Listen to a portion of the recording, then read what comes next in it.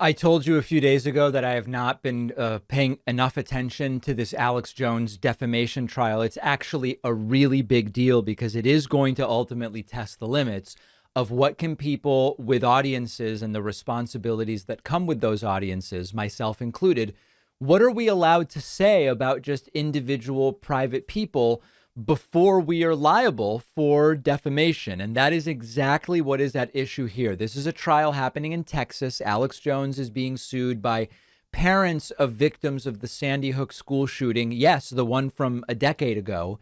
And the trial is completely unhinged. Alex Jones seems to have almost like a cartoon lawyer who I actually wonder if it's a strategy because the lawyer is trying to cause a mistrial. That's one aspect of this. And we have video from Alex Jones' testimony over the last couple of days. It is wacky. Now, we are going to start in this first clip, okay? Alex Jones appears to be chewing something during the course of the day's events. And the judge, Maya Gamble, tells Alex Jones to stop chewing it. And then Alex Jones starts opening his mouth and says that it's gauze. And she's like, you're chewing on gauze. And he doesn't really say that. It's every moment of this trial is bizarre. Take a look at this. I've been told that it goes on, and he says that he's sorry, and we'd ask that the entire public. Spit your gum out, Mr. Jones. It's not gum. Well, what is it? Because you're not allowed food or gum of any kind in the courtroom. I had my tooth pulled a week and a half ago, and I had some gauze in there earlier, and it's been causing me to have some pain. So you're chewing on your gauze? Would you like me to show you? So it's not really clear. He says he had gauze in there earlier. No, I just want you to answer my question. No, I was massaging the hole in my mouth with my tongue. Actually, right here. I don't want to see the inside of your mouth. Oh, no, there's no gum. Hole. Sit down. So it's endlessly funny, but the problem is, what can she do? She could eventually say there's a mistrial, but it seems like that's only particularly good for Jones because it just delays judgment. Here's another moment in which they play a video of Alex Jones saying that the plaintiff dad seems autistic. And again, the whole thing just goes completely and totally off the rails. Please play that, Melissa. I thought it was an act when I saw some. Oh, and I'm sorry. What's relevant here is Alex Jones is doing this stuff during the trial. And so not literally during the trial, but I mean, in breaks and on days where he doesn't have to be in court. And so his discussions of the trial are coming up during the trial more and more because the judge is not happy that he's talking so much about the trial. The stuff on TV just because he came off his show.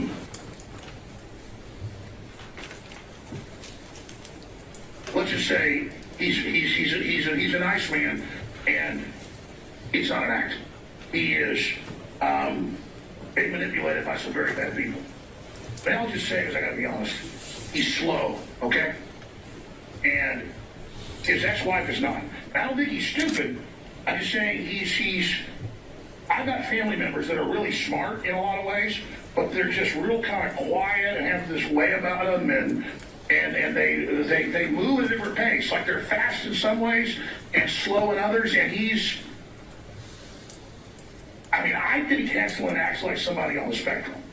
And it makes me feel like an even bigger jerk. But when I saw him, I'm like, there's something about this guy. This doesn't look. And now that I've been around him for over a week, I'm like, okay, now I know. Folks, I don't have some calculated point just bringing that up here. It's just that I'm around these people, and I'm looking at it, and I'm watching what's being said and what's going on, and it really then makes it clear what happened. So Alex Jones, during the trial, doing coverage during which he says that it seems as though the plaintiff dad is on the autism spectrum. Then here is some of Alex Jones' actual testimony, and it just goes, he just can't stick to the questions that are asked. It goes completely off the rails again. Anything else before we bring the jury back? No, you're. Anything from your side? All right. We're ready to have the jury back.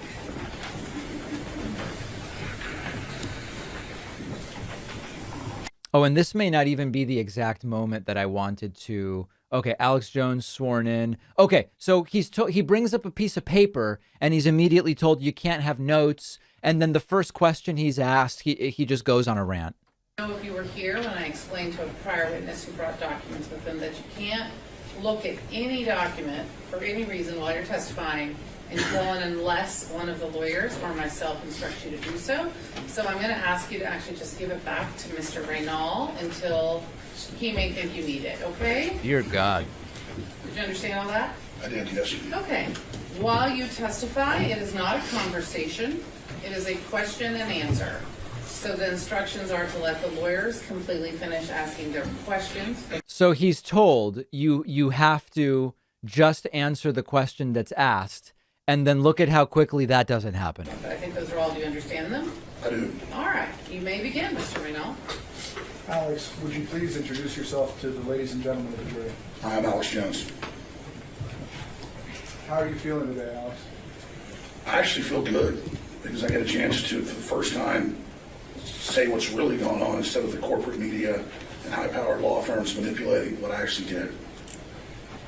I want to start by kind of letting the jury know a little bit about your youth and where you grew up so they can get to know you better. Is that okay? Okay.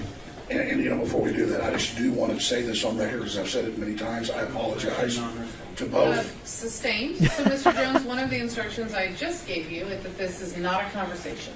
Question and answer. So she got the monologue, but not me. I got it. And so Argumentative with the judge. Yeah. And again, this all could be a strategy to try to get a mistrial to make the plaintiffs have to start over. you have to only answer questions that are asked of you. Mr. Reynal will ask you, I'm certain, all the questions you want, but you have to wait for the question. You may proceed. Okay. So then at another point during this, the topic of Alex Jones' gravelly voice comes up. You guys know that gravelly voice. Globalist, internationalist, Trotskyite socialists, unlike Obama, Trudeau, Macron. Okay, that's me actually. So now let's get to the actual subject matter of his voice. And then again, the plaintiff's attorney is like, is there any relevance to this? So one of the things I notice about you is that you have a very distinctive voice, very deep, sort of gravelly voice. Did your voice always sound that way? No. What happened to your voice? Why does it sound the way it does? Well, I remember the two demonstrations where I finally wrecked it. And one was about 12, 13 years ago. It was actually film of it. Oh, I'm sorry, go ahead. Do you have some way to tie this to the damages? Do you have something to tie this to anything related to this case? No. I'll address you if I'm talking to you. This is so that the jury can understand who my client is. Right. The jury could not possibly understand who the client is unless the backstory on his gravelly voice is explained. One more really interesting moment. There are two assertions that the judge tells Alex Jones, this is outside the audience of the jury, that he can't say. Alex Jones refused to participate, to allow discovery in this trial, and we covered that, meaning he refused to allow the plaintiffs to gather all of the things that he was ordered to allow. And he says during his testimony that he allowed discovery. In addition, he claims that he is bankrupt, but that's not actually true. He filed for bankruptcy, and the judge tells him, you can't keep saying that stuff. Mr. Jones, you may not say to this jury that you complied with discovery. That is not true. You may not say it again. You may not tell this jury that you are bankrupt. That is also not true. You may have filed for bankruptcy. I don't know that, but I've heard that. That doesn't make a person or a company bankrupt. So, again, She is completely correct about all of these things. But what's the recourse? Is it to declare a mistrial? And if so, everything I'm reading is that actually helps Alex Jones and it hurts the plaintiff. So a completely insane trial. And on an upcoming live stream, we may or may not talk about it more. Let me know your thoughts.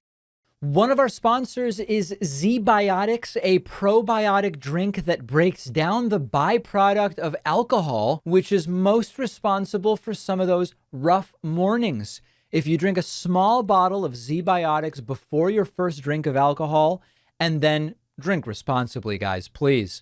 Get a good night's sleep.